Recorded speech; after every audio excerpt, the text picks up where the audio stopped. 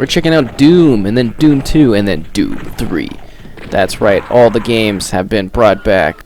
So yeah, these are like ports, not really remasters, of the sort of titles. Again, we're starting with the original Doom, then we're going to show off the second title, the second Doom game that was the original version of that, and then the original version of Doom 3 afterwards, which is kind of cool. So yeah, this one isn't enhanced. It's kind of more of like a straight up port of the title. I'm kind of a few levels in, well, number of levels in, but it doesn't really matter too much because you're not really getting too much of a narrative spoiled in this one. You're running through and you're kind of shooting things. I don't like to really spoil stories, so that's why I'm kind of mentioning it. I will mention changes-wise, this is like a different kind of port, if that makes sense. It's not Xbox One X enhanced, which is a little disappointing, but I mean, I guess it doesn't really need to be. It looks pretty good for the, the type of title it is. It holds up quite well. Something about the aspect ratio seems a bit weird in this one, but honestly, it's fine. I mean, it's a really good version of Doom. I mean, Doom is Doom, right? Doom is Doom is Doom. Doom! I will mention that the online multiplayer is no longer available in this version. It's just local multiplayer if you want to do like deathmatch and stuff. Just wanted to make a note of that because it's probably important for some people. Die, demon. But other than that, yeah, it's a really good effort in regards to bringing this title to the new consoles, the new platforms. It's still quite a lot of fun to play. I mean, it's been a while since I've played this because, I don't know, I kind of touch it every time there's like a new iteration of it or something like that because, I don't know, it's fun to play, sort of a classic FPS title. I'd say for the most part, it all runs quite well. I did notice like the lighting doesn't seem quite as dark in some of the areas. It seems to be interesting. So it's pretty much straightforward. Whoa! Bring back for this title. I mean, if you like Doom, you're probably going to appreciate the effort here and the fact that you play it easily on modern platforms, and it was designed with the modern platforms in mind, which is always nice to see. It's not some kind of like really half-assed effort. It's it's a good Doom experience, which is cool. Blasting all these demons. So what is Doom? Doom is one of the original first-person shooters. Whoa, I am going to die. Jeez, my character's not looking good. So you go around, you collect weapons, you shoot things. Hell's all breaking loose. You got demons to deal with. Oh, did I end up killing everything? Nope. And yeah, it's kind of an old school hardcore shooter, You gotta fight the demons, go through a number of levels. It's actually a fairly expansive title in my opinion for the time. A number of different rooms. You gotta grab key cards to open special things. You gotta deal with big monsters, and it's I mean, you kind of know what Doom is. They get a really neat animation style that I think still holds up really well. I mean, visually, the games are impressive. I think you can really tell what an iconic game is because when you look back at it, the visuals still hold up years later. I mean, obviously, it's not like to the standards of today, but these are some really lovely looking visuals. The artwork holds up quite well, and I think it's still very fun to play. It's fast motioned, it's intense action, it feels good, and it's been cool to kind of revisit it. So we're gonna jump on to Doom 2 here to show that one off now too. It's time for Doom 2. So here we go. We're in Doom 2. This is basically like Doom 1 in terms of like the content, what they've done with it. The local multiplayer instead of online. You can sprint around. It's just like the faster, more intense version of Doom.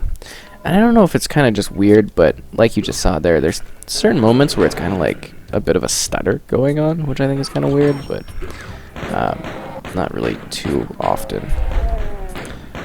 Blah, blah, blah.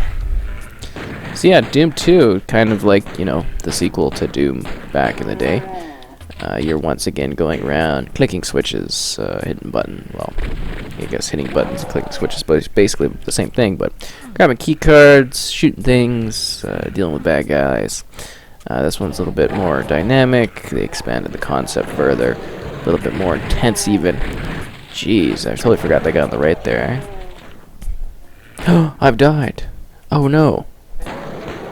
But yeah, first-person shooter, going around, blasting guys. I guess it's perhaps a little bit more detailed than the original ones.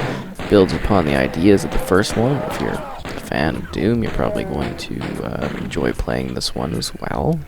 I think it's kind of cool. It's sort of neat. I don't really have a whole lot to say about Doom 2. I mean, I have about the same sort of feeling as I do towards the first one. You know, they're classic titles. They're still a lot of fun to play. They got nice movement. This one, again, it feels a little bit more dynamic than the original, just because things have changed. Oh yeah, there's maps too. You could press Y or console equivalent. I'm on Xbox. To use the kind of map system so you know where you're going. Kaboom! Open this door again, all these enemies everywhere. And yeah, it's Doom. You're around the UAC, you're blasting enemies, dealing with the, you know, crazy monster people. Kaboom! Damn. And I feel like they kind of increased the sprite count and everything almost in this one. You get some new toys. New tools. There's expansion of that first title, and taking that same sort of elements, the same sort of style of play that you were used to with the first one, and just expanding it outwards. You know, more of outdoors, more craziness, more carnage. A little bit of a sprint going on there. Oh wow, so many more demons. Still feels really cool.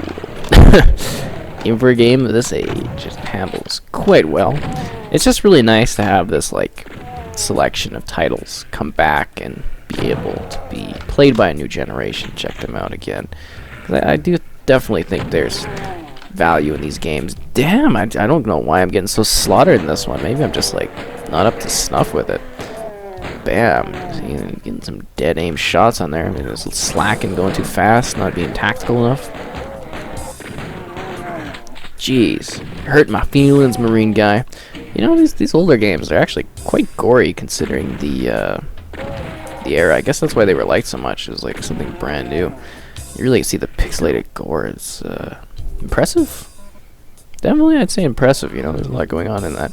So yeah, this is Doom 2. Again, just like sort of a look at it. More like the same area, am I right? Just in one of the levels in the game, because you know, it's not really too lore heavy back in the day. Like narrative wise, you're not really gonna get much spoiled by just kind of seeing what's going on in the game. It just gives you a visual representation of what to expect if you decide to jump in here and give it a whirl. No, I didn't do my sprint on that one, my bad. So yeah, that's Doom 2. We're now gonna jump over to Doom 3. Oh, nice shot. It's time for Doom 3. So yeah, we're on Doom 3. This is actually Xbox One X enhanced, and it's looking really good. This is very early in the game. I didn't want to really spoil anything.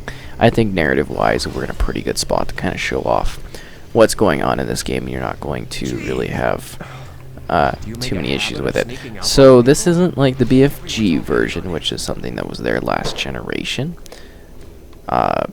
This is like based off the original game. We actually are, you know, of course, getting that 4K resolution, which is very surprising and honestly very pleasant. It looks fantastic. I mean, not all elements hold up quite well. I mean, some of it can be a little fuzzy here or there. Yeah, but I mean, it's that classic Doom game, that classic Doom 3 game, which really is sort of iconic, as to say. Aside from, you know, the kind of main experience, this is single player this time around, and it includes the extra content, the Resurrection of Evil and the Lost Mission expansion packs.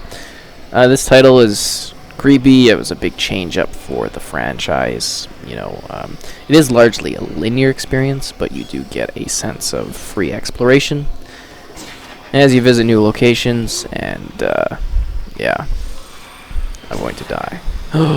I'm alive. Yeah, anyways. Pretty intense, atmospheric. You're supposed to hide around and move through the environment, dealing with some really creepy situations. It's got a lot of gore and a lot of fun, too. And you got a little PDA you use. You got a flashlight, which actually has battery you got to be careful with. And I think this is going to be the real treat for Doom fans, at least in my opinion. I did notice that they still have like the old school sort of loading things, which is weird. Like it'll pop up on the screen, it'd be like loading, and you're just like, what? That's kind of weird. It doesn't take long, but it's still like, really, you know, you kind of clean that out. But for the most part, this is smooth. It's looking good. I was just very surprised by it. You get a meld of cinematic segments with characters talking. I mean, this was amazing for the time. You got to remember that.